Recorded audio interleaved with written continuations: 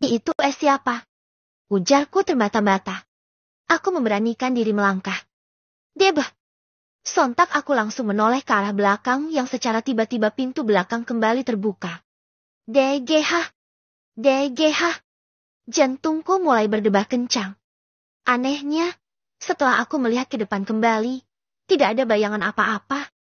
Hanya background dari pohon yang tembus oleh kaca depan. Padahal tadi aku sekilas seperti melihat seseorang di sana.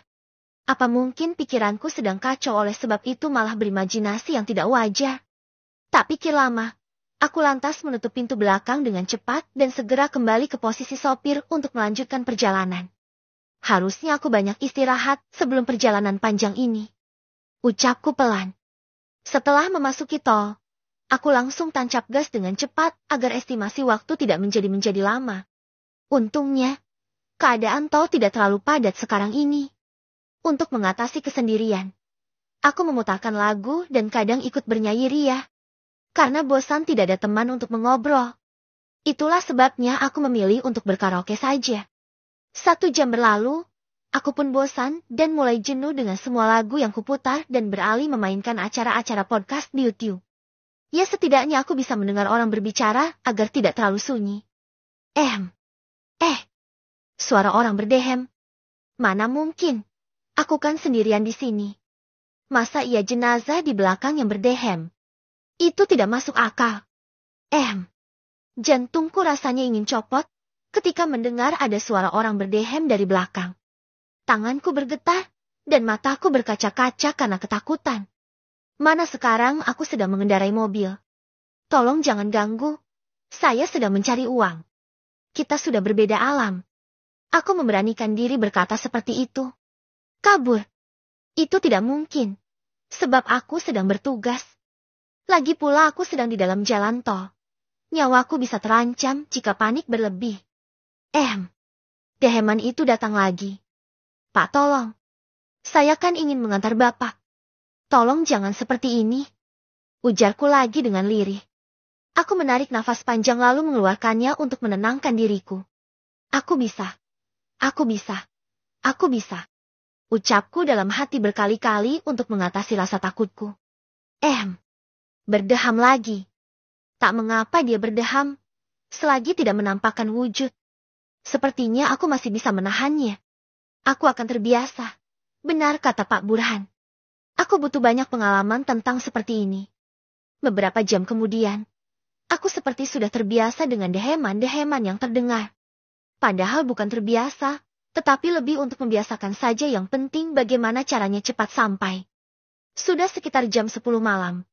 Itu berarti aku sudah 3 jam berkendara dan estimasi perjalanan masih sangat jauh.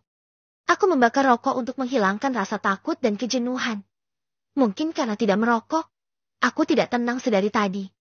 Selagi merokok, aku membuka kaca sedikit untuk pembuangan asap dan menstabilkan kecepatan mobil. Untungnya, jalan lenggang dan lancar jadi aku bisa tenang dalam berkendara. Tinggal bagaimana cara mengendalikan rasa takutku saja. Tok, tok, tok. Suara ketukan dari belakang mengejutkanku, untung saja aku tidak membanting setir kanannya. Aku lantas mengingat kejadian kala sore hari di kontrakanku. Percis seperti ini yang berarti, itu juga datang darinya. Aku heran. Apakah itu sebuah pertanda? Tolong jangan begini. Aku hanya mencari rezeki, kita sudah beda alam. Ucapku dengan bergetar. Theo kakak, tok, tok. Terdengar suara ketukan lagi dari belakang. Aku yang pusing mendengarnya memutuskan akan rehat terlebih dahulu di rest area nantinya. Sepertinya sudah tidak wajar gangguan yang kuterima. Mungkin akibat diriku kelelahan makanya seperti ini. Sesampainya di sebuah rest area, aku menepikan mobil. Orang-orang di sekitar yang beristirahat sontak melihat ke arahku seperti keheranan melihat mobil ambulans sedang beristirahat. Kenapa memangnya? Aneh. Aku juga manusia dan butuh istirahat jika perjalanan jauh. Aku kembali membakar rokok dan turun dari mobil untuk memeriksa ke belakang, karena takut terjadi sesuatu. Dengan hati yang bergetar cemas, aku pun membuka pintu. Alangkah terkejutnya diriku ketika melihat isi dari mobil sangat berantakan dan lebih parahnya lagi, jenazah yang tadinya berada di dalam keranda sekarang berada di kursi. Padahal kerandanya masih rapih. Ya Tuhan, Aku mundur selangkah. Bagaimana ini bisa terjadi? Aku tertunduk bersimpu melihat kejadian tersebut. Aku meteskan air mata. Perasaan takut dan kasihan melandaku. Aku lantas berdiri lantas masuk untuk membuka keranda lantas ingin memasukkan kembali jenazah tersebut. Bau sekali. Hidungku seperti tak kuasa menahan bau yang terpancar dari jenazah ini.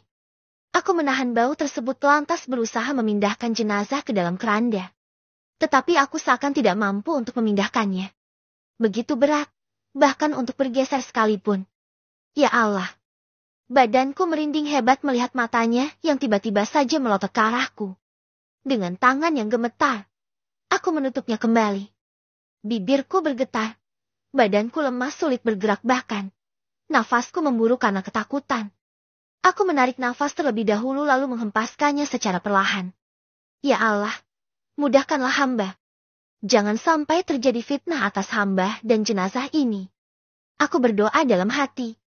Dan secara ajaib, ketika aku mencoba untuk memindahkan mayat tersebut ke dalam keranda, tiba-tiba berhasil bahkan sangat ringan.